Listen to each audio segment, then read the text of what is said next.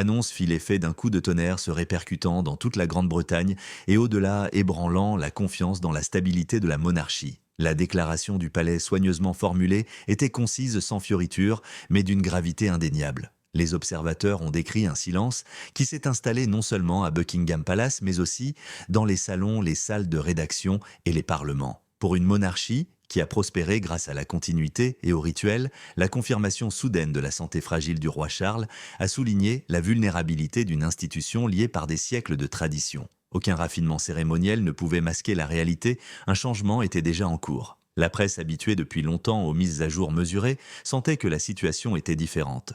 Des rapports de Reuters et de la BBC faisaient état de mois d'inquiétudes croissantes, de rumeurs, de réunions nocturnes et de consultations médicales soigneusement dissimulées. Cette déclaration ne faisait que confirmer ce qui était devenu de plus en plus difficile à dissimuler. Le monarque entrait dans une période de traitement qui limiterait sa capacité à jouer le rôle de cœur visible de la couronne. Le symbolisme d'un roi affaibli si tôt dans son règne soulevait des questions troublantes quant à sa succession, à sa pertinence et à la question de savoir si une nouvelle génération était déjà en train de prendre le relais. Au palais, les réactions ont révélé la dimension humaine de la crise. Le prince William est apparu retenu mais visiblement tendu, son sang-froid masquant la pression d'une responsabilité imminente. Catherine rayonnait de calme et de détermination, le regard fixe, comme si elle anticipait le poids qui pesait désormais sur leurs épaules.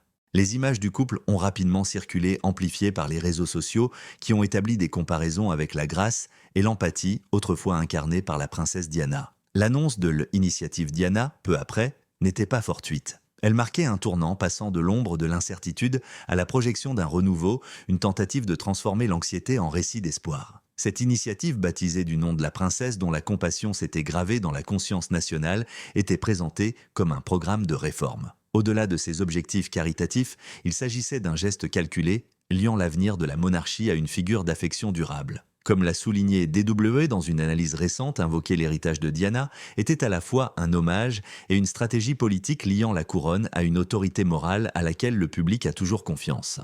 Les hôpitaux, les programmes de santé mentale et les associations caritatives pour la jeunesse liées à sa mémoire sont devenus la pièce maîtresse du nouveau message royal. La réaction du public a été immédiate et extrêmement positive, présentant William et Catherine non pas comme des héritiers en devenir, mais comme des leaders qui façonnent déjà l'institution. L'impact sur la reine Camilla fut brutal. Son absence lors des apparitions clés et la couverture médiatique modérée de ses activités alimentaires, les spéculations sur sa marginalisation. Les analystes de Sky News soulignèrent le contraste entre son silence et l'importance du récit de Diana, soulevant des questions sur son rôle dans l'évolution du pouvoir. Des années de construction d'images minutieuses apparurent soudain fragiles, éclipsées par un héritage qui ne s'était jamais vraiment estompé. Des sources proches du dossier suggérèrent qu'elle avait résisté à l'accent mis sur Diana, avertissant que cela brouillait le message de la monarchie. Pourtant, ces objections pesèrent peu auprès d'un roi trop affaibli pour contrer l'élan de son fils. Le contraste visuel était indéniable. William et Catherine étaient aperçus dans les écoles et les centres communautaires s'adressant directement au public, projetant empathie et renouveau. Charles frêle, hélas, apparaissait davantage comme une présence symbolique que comme un souverain actif.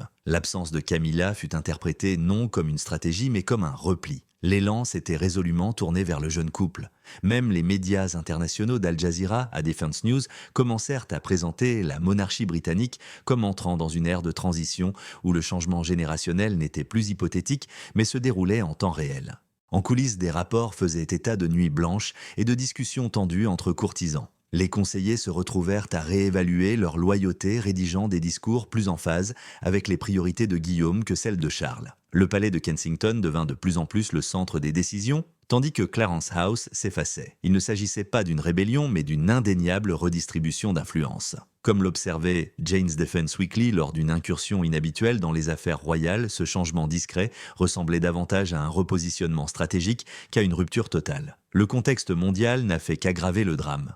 Alors que les conflits en Ukraine et au Moyen-Orient faisèrent la une des journaux et que les États-Unis sous la présidence de Trump adoptaient une position ferme en matière de politique étrangère, la monarchie britannique risquait de paraître affaiblie à un moment où les symboles nationaux de stabilité prenaient un poids accru. L'annonce du palais n'était pas isolée. Elle s'inscrivait dans un contexte d'incertitude qui en amplifiait les implications. La confiance du public dans les institutions était déjà fragile, et la monarchie elle-même semblait désormais en pleine transition. Ce qui reste le plus frappant, c'est la dualité du silence et du symbolisme. L'annonce était concise, mais ses répercussions étaient amplifiées par chaque absence, chaque geste, chaque phrase soigneusement choisie. Le pouvoir ne se transférait pas par décret, mais par perception, par la subtile reconfiguration de ceux qui semblaient diriger et de ceux qui semblaient s'effacer. Pour Guillaume et Catherine, ce moment était l'occasion d'écrire un nouveau chapitre façonné, moins par la hiérarchie que par les liens. Pour Charles et Camilla, c'était un rappel que la couronne n'est pas seulement portée, mais constamment reconquise aux yeux du peuple. La question qui se pose désormais est de savoir si ce changement a été soigneusement orchestré ou s'il s'agit d'un changement organique accéléré par les circonstances. S'agissait-il d'une stratégie s'emparant du symbolisme de Diane pour remodeler la monarchie, ou était-ce simplement l'histoire qui se frayait un chemin à travers les failles de la tradition ?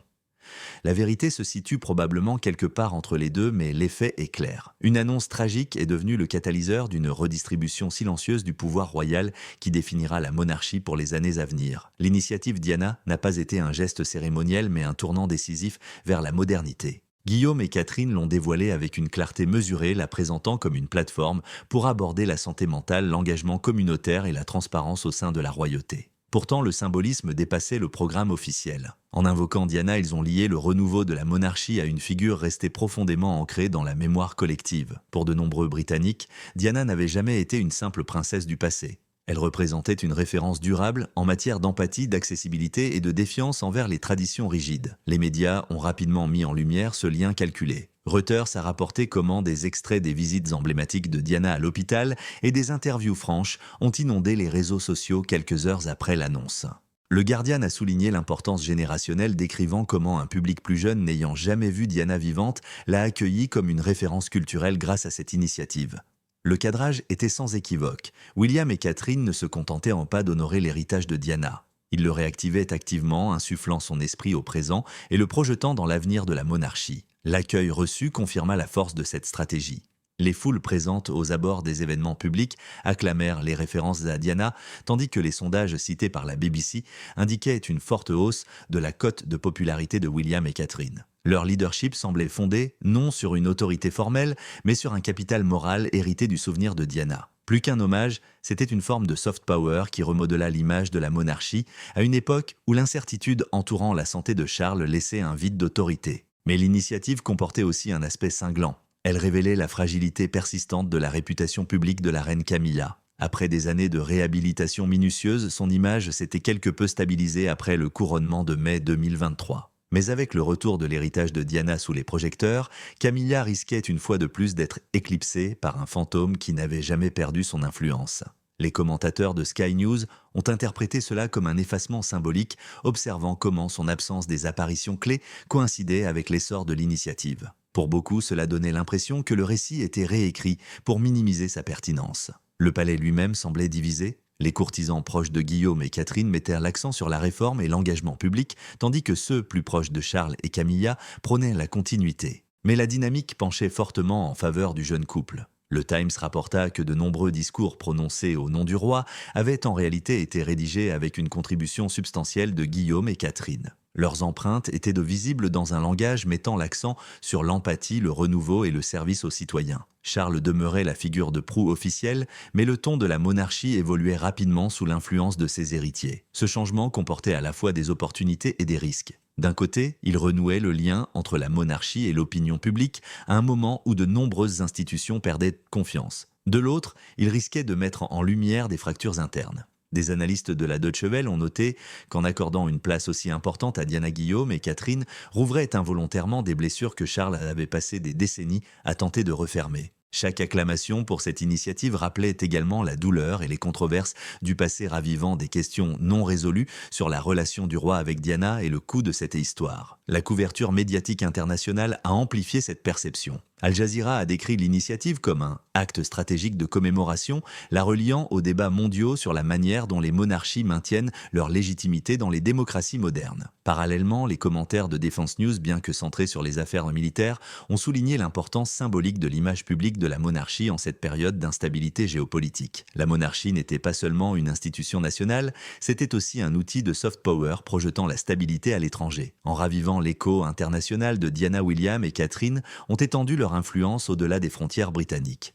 Les conséquences pour Camilla furent particulièrement dramatiques. Des années d'efforts lui avaient permis d'assumer son rôle de reine consort avec un certain respect, mais son absence, lors du lancement de l'initiative, fut interprétée comme une faiblesse. Des rumeurs circulaient sur sa réticence à soutenir le projet, craignant que cela ne dilue sa propre position. Ce silence la laissait vulnérable aux spéculations alimentant le récit d'une marginalisation croissante. Pour une reine, l'insignifiance peut être plus corrosive que la critique. Une fois oubliée, l'influence est quasiment impossible à restaurer. Le symbolisme des portraits réorganisés dans les bureaux du palais n'est pas passé inaperçu. Des rumeurs ont fait état d'un retour en force de l'image de Diana dans des espaces où la présence de Camilla était autrefois mise en valeur. Bien qu'apparemment mineurs, ces détails ont renforcé la perception d'un changement dans les rapports de force. Pour le public, cela suggérait non seulement une commémoration, mais aussi un remplacement. Là où Camilla cherchait autrefois à se définir comme reine à part entière, elle risquait désormais d'être présentée comme une figure de transition éclipsée par l'ombre persistante de Diana et la notoriété croissante de Catherine. Pour Charles, la situation était profondément personnelle. Son règne venait à peine de commencer, mais son fils et sa belle-fille façonnèrent déjà l'image de la monarchie. Chaque apparition publique renforçait leur rôle de dirigeant actif tandis que sa propre présence devenait de plus en plus symbolique. Les analystes suggéraient qu'il ne s'agissait pas d'une prise de pouvoir délibérée mais d'une transition organique accélérée par les circonstances. Pourtant, le résultat fut le même. L'autorité s'écoulait discrètement vers la génération suivante. L'initiative Diana est devenue plus qu'un programme. Elle est devenue une ligne de démarcation distinguant une monarchie liée au passé par le rituel d'une monarchie cherchant à se définir par l'empathie et la réforme. Pour Guillaume et Catherine, c'était à la fois un hommage et une stratégie. Pour Camilla, c'était un effacement auquel elle ne pouvait ni résister ni ignorer. Pour Charles, c'était un rappel que l'histoire ne s'arrête pas même sur le trône. Ce qui avait commencé comme un plan de réforme était désormais le signe d'un changement de pouvoir. La monarchie était remodelée non par des décrets, mais par des symboles, par la renaissance d'un souvenir plus puissant que n'importe quelle couronne. Et tandis que ce chapitre s'ouvrait, le monde se demandait si l'esprit de Diana était devenu la véritable boussole de l'avenir royal de la Grande-Bretagne. Le rôle de la reine Camilla, dans un paysage royal en pleine mutation, est de plus en plus scruté. Après la vague initiale de sympathie publique, qui a suivi son couronnement aux côtés de Charles, en mai 2023, elle a réussi à stabiliser son image grâce à ses œuvres caritatives et à des apparitions solennelles. Pourtant, la dernière annonce du palais et l'essor de l'initiative Diana ont jeté une ombre sur son ascension.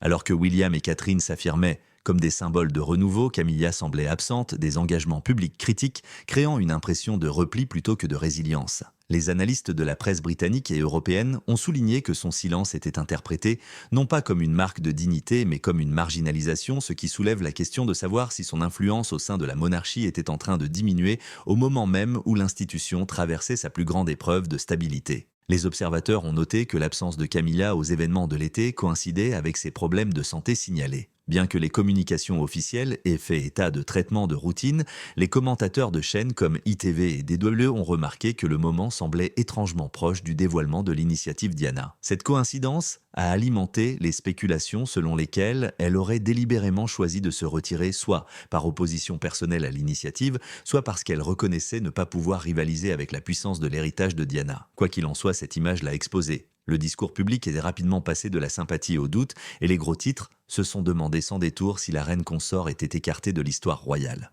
Son retour aux fonctions publiques en Cornouailles en septembre se voulait rassurant. Ses visites dans les écoles et les associations caritatives locales soulignaient son engagement, mais même ses apparitions étaient éclipsées par les comparaisons avec Catherine. Là où Camilla mettait l'accent sur la tradition et la continuité, Catherine incarnait l'empathie et la connexion. Le public accueillit ces dernières avec beaucoup plus d'enthousiasme, renforçant le sentiment que la jeune génération avait conquis le cœur moral de la monarchie. Ce contraste fut amplifié par un sondage YouGov qui plaçait William et Catherine loin devant en termes de popularité, tandis que Camilla était à la traîne avec un soutien à un seul chiffre. De tels chiffres en disent de plus long que n'importe quel rôle cérémoniel. À l'intérieur du palais, l'évolution de la dynamique devint plus visible.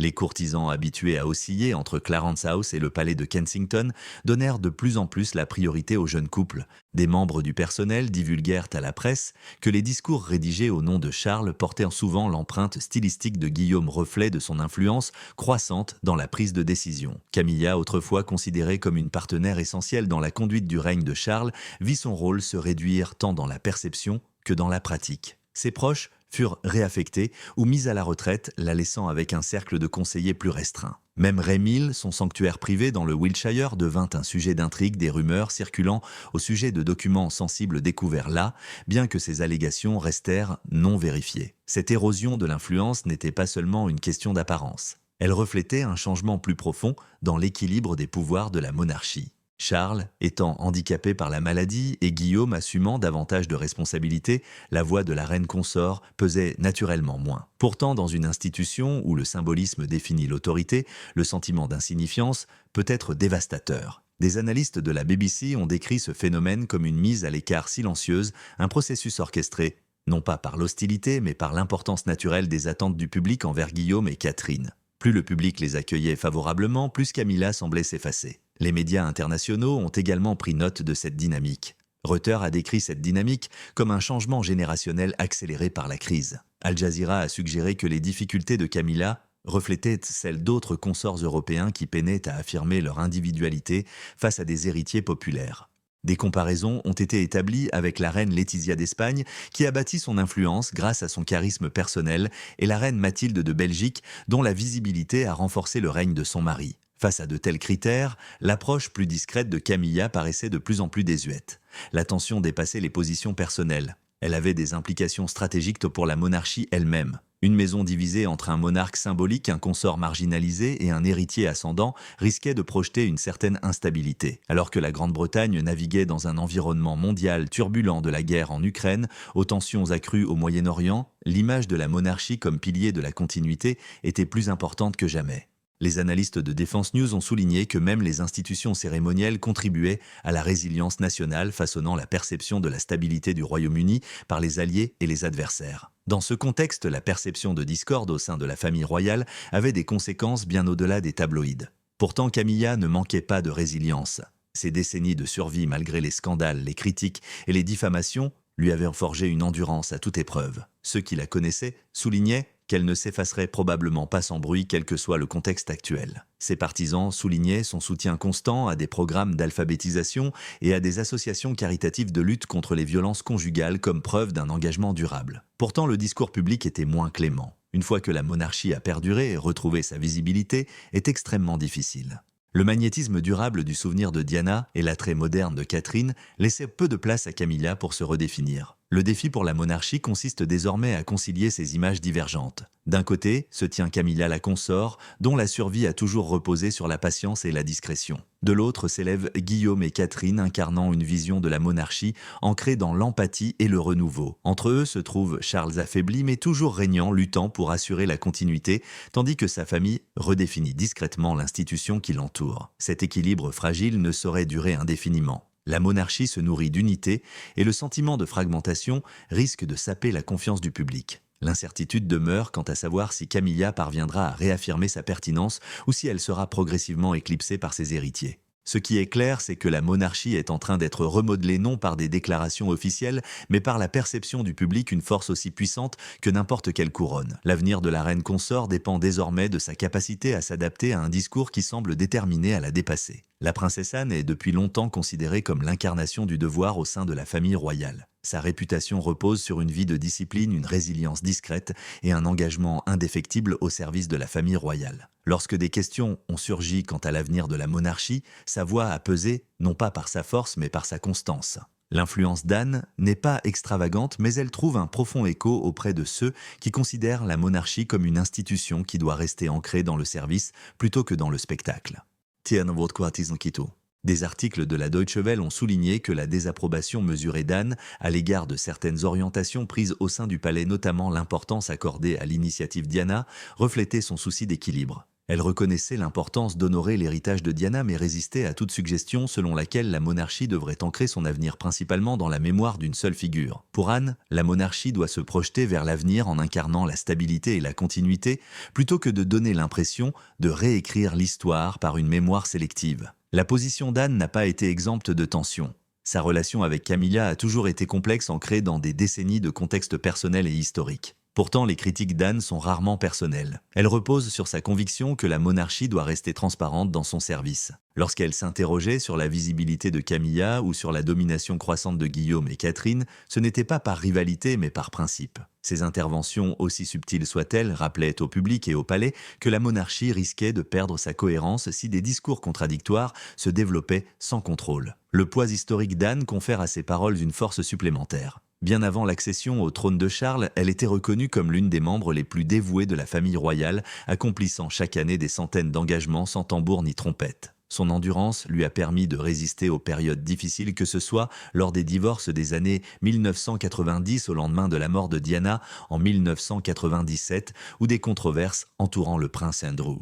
Cet héritage de fiabilité nourrit aujourd'hui son rôle de force stabilisatrice même lorsque d'autres membres de la famille semblent obnubilés par leur image et leur positionnement. Le public apprécie également cette stabilité. De récents sondages cités par le Times révèlent qu'Anne demeure l'un des membres les plus respectés de la famille royale, sa cote de popularité étant supérieure à celle de nombre de ses pairs. Cette popularité ne tient pas à la beauté du spectacle, mais à sa constance manifeste. Elle incarne une monarchie qui fonctionne discrètement sans se réinventer constamment. Alors que la Grande-Bretagne doit composer avec des pressions politiques et économiques et des conflits internationaux persistants, son modèle de résilience trouve un écho auprès d'une population lasse des bouleversements. La presse internationale a salué son rôle. Reuters a souligné que l'engagement d'Anne envers le service public répondait aux besoins de la Grande-Bretagne de symboles stables dans un monde turbulent. Defense News a même souligné sa présence symbolique lors d'engagements militaires, soulignant comment son image de stabilité complète l'image plus large de stabilité de la Grande-Bretagne en cette période de défis sécuritaires accrus. Sa présence ancrée contraste avec la fragilité de Charles et la pertinence contestée de Camilla, conférant à la monarchie une figure rassurante plutôt qu'inquiétante. Mais l'importance d'Anne réside aussi dans ce qu'elle représente pour l'avenir de la monarchie. Bien qu'elle ne recherche pas la gloire, ses actions témoignent d'une défiance discrète face à toute tentative de réduire la monarchie à des personnalités concurrentes. Son insistance sur la continuité remet en question l'idée selon laquelle la modernisation doit nécessairement signifier l'effacement des traditions. Pour Guillaume et Catherine, son exemple est à la fois un soutien et une prudence. Elle reconnaît leur énergie mais insiste sur le fait qu'ils doivent trouver un équilibre entre l'innovation et les responsabilités plus profondes de l'institution. Pour Camilla, sa position rappelle que la survie exige plus que de l'endurance. Elle exige un respect des principes. Derrière les murs du palais, les courtisans reconnaissent le rôle d'Anne comme une sorte de médiatrice. Son honnêteté, sans détour souvent exprimée sans fioriture, contribue à dissiper l'ambiguïté de la politique du palais. Pourtant, son influence n'est pas sans friction. Ceux qui aspirent à accélérer la transformation de la monarchie l'aperçoivent parfois comme un frein à l'élan. Mais ralentir n'est pas synonyme d'obstruction. Son principe directeur est la préservation et non la résistance, et à cet égard, elle veille à ce que l'institution ne se fracture pas sous le poids de ses propres contradictions. Le retour d'Anne à un emploi du temps chargé après sa convalescence a déjà rééquilibré l'attention. En septembre, les gros titres ont souligné sa présence lors de multiples visites communautaires, contrastant avec l'absence des autres. Chaque photo d'elle serrant des mains, souriant avec des enfants ou assistant à des commémorations renforçait un message de continuité discrète. Aux yeux du public, elle est devenue le symbole de ce que la monarchie peut encore offrir de meilleur, un dévouement sans vanité. Dans une famille désormais divisée entre héritage passé, vulnérabilité présente et ambition future, Anne rappelle que le service doit rester au cœur de la couronne. Son endurance n'efface pas les défis posés par la fragilité de Charles, la position précaire de Camilla, ni les réformes ambitieuses de Guillaume et Catherine. Mais elle offre un contrepoint solide ancrant la monarchie dans des valeurs qui transcendent les personnalités. La question est de savoir si son exemple sera suffisamment fort pour maintenir l'unité de l'institution face aux tempêtes à venir. L'opinion publique est devenue un facteur déterminant dans la trajectoire de la monarchie. Les sondages, publiés à la fin de l'été, ont révélé un changement frappant. Le prince William est apparu comme la figure royale la plus digne de confiance, Catherine se positionnant juste derrière lui.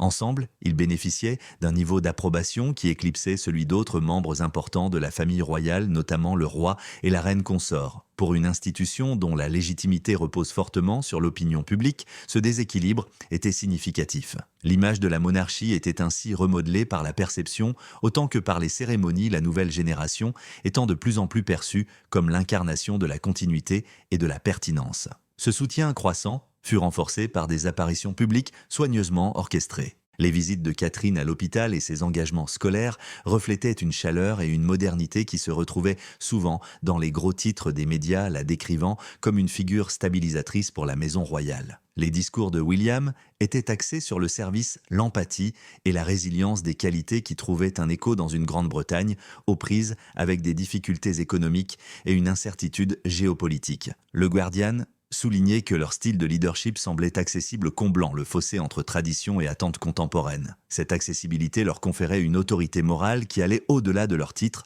façonnant le récit de la monarchie en temps réel. Parallèlement, l'image de la réconciliation a également influencé l'opinion publique.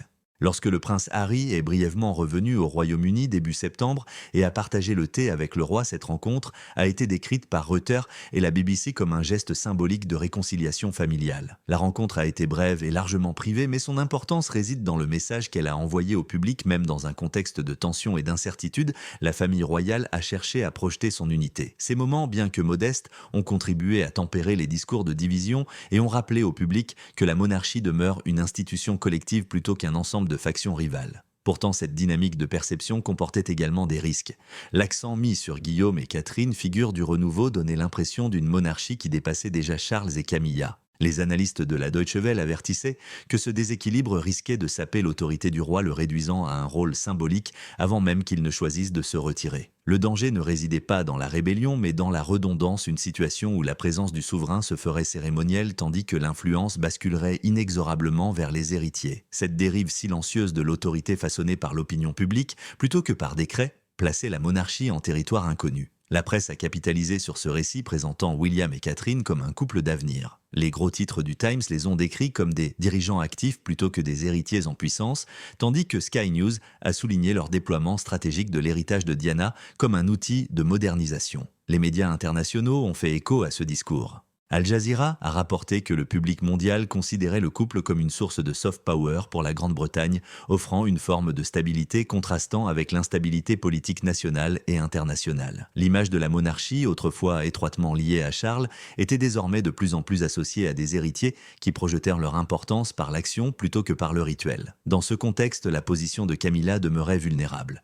Les comparaisons avec Catherine étaient particulièrement impitoyables. Là où le sang-froid de Catherine était célébré comme emblématique de l'héritage de Diana, l'absence de Camilla était interprétée comme une faiblesse ou une exclusion. Les commentateurs soulignaient que ses apparitions attiraient moins l'attention, que ses parrainages étaient moins médiatisés et que son image publique était moins enthousiasmante.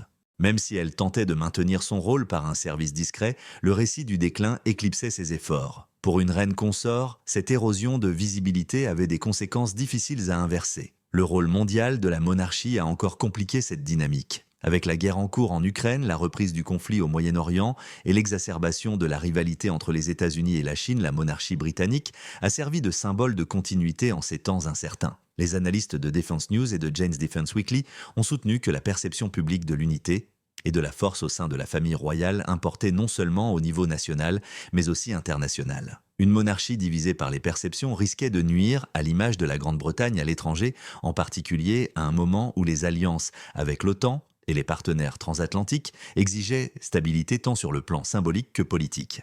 L'équilibre entre tradition et adaptation devint de plus en plus précaire. Guillaume et Catherine s'appuyèrent de fortement sur les thèmes de la compassion et de la réforme, gagnant la confiance du public, mais suscitant aussi des interrogations quant à leur redéfinition trop rapide de la monarchie. Anne incarnait le principe stabilisateur du devoir, mettant en garde contre toute réforme éclipsant la tradition. Camille incarnait l'endurance, même si son influence semblait diminuer. Et Charles, affaibli par la maladie mais toujours souverain, chercha à maintenir la continuité, malgré les fluctuations discrètes du pouvoir autour de lui. Chaque personnage contribua au portrait d'une monarchie en pleine mutation, tiraillée entre héritage passé et ambition future. Ce qui unissait ces courants était le pouvoir de la perception.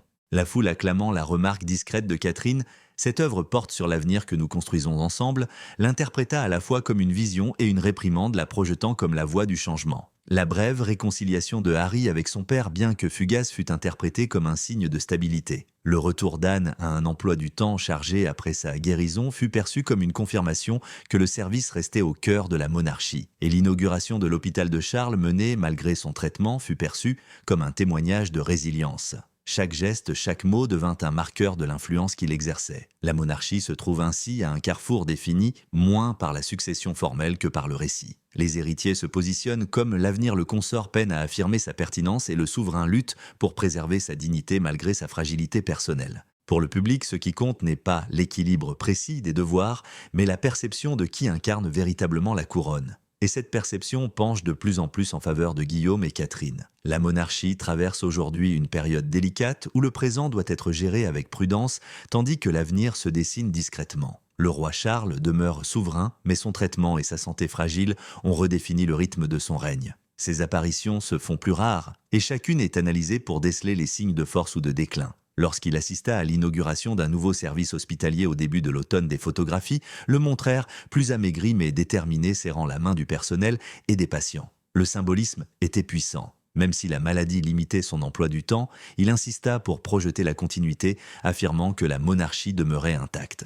Pourtant, les observateurs ne pouvaient ignorer que sa présence était plus cérémonielle qu'exécutive, reflétant à quel point le palais s'était déjà tourné vers son fils et sa belle-fille. L'avenir proche sera probablement marqué par un double récit. D'un côté, la continuité incarnée par la détermination de Charles à rester actif et la persévérance de Camilla à remplir ses devoirs. De l'autre, le renouveau projeté par Guillaume et Catherine à travers l'initiative Diana et leur engagement constant auprès des communautés. Ces deux axes ne sont pas nécessairement contradictoires, mais leur contraste crée des tensions. La monarchie semble vivre simultanément deux époques, l'une ancrée dans la tradition, l'autre tournée vers les réformes. Les analystes de Reuters ont noté qu'une telle dualité n'est pas inhabituelle pour les familles royales, mais qu'elle devient instable lorsque l'équilibre penche trop rapidement d'un côté. La dimension internationale accentue cette complexité.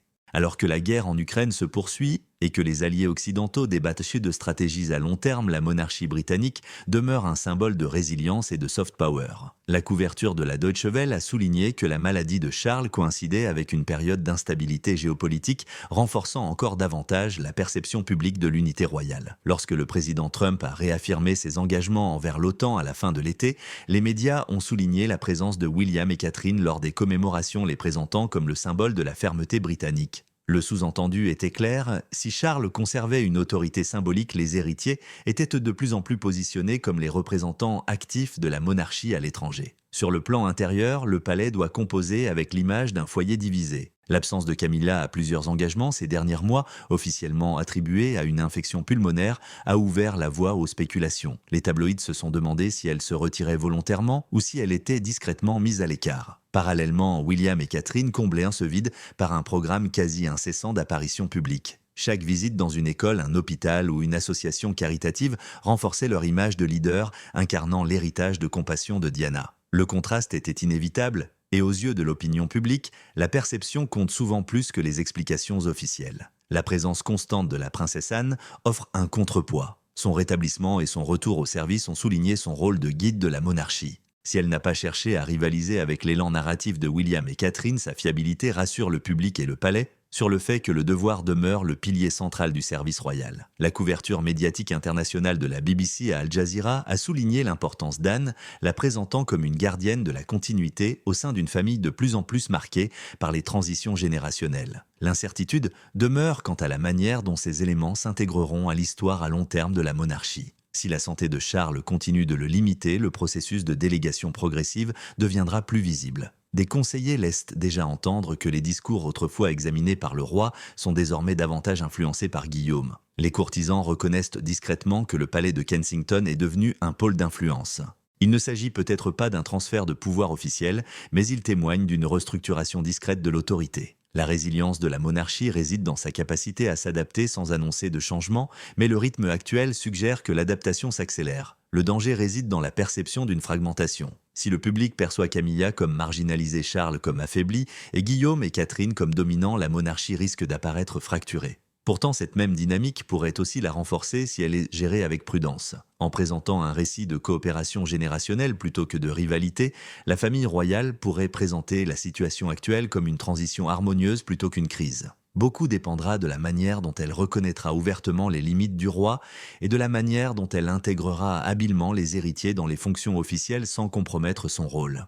Les récentes communications du palais témoignent d'une prise de conscience de cet équilibre. Les déclarations soulignent l'engagement du roi envers le service, tout en célébrant le dynamisme de la jeune génération. Les gros titres du Times le décrivent comme une monarchie à deux vitesses, reconnaissant à la fois la continuité et la réforme. La pérennité de cette double approche dépend en grande partie de la capacité de chaque personnalité à projeter l'unité plutôt que la concurrence. Pour l'instant, le public reste engagé, fasciné et partagé dans ses sympathies, mais largement favorable à la monarchie en tant qu'institution. Au final, l'annonce tragique qui a révélé la santé fragile du roi pourrait bien être plus qu'un moment de tristesse. Elle pourrait marquer le début d'une redéfinition de la monarchie elle-même, où le pouvoir s'exerce moins par décret que par perception, mémoire et symbolisme. L'héritage de Diana, la persévérance de Charles, la position incertaine de Camilla, la résilience d'Anne et l'ascension de Guillaume et Catherine forment les fils conducteurs de ce récit en devenir. La monarchie ne s'effondre pas. Elle évolue silencieusement et inexorablement sous le poids de l'histoire et la pression du présent.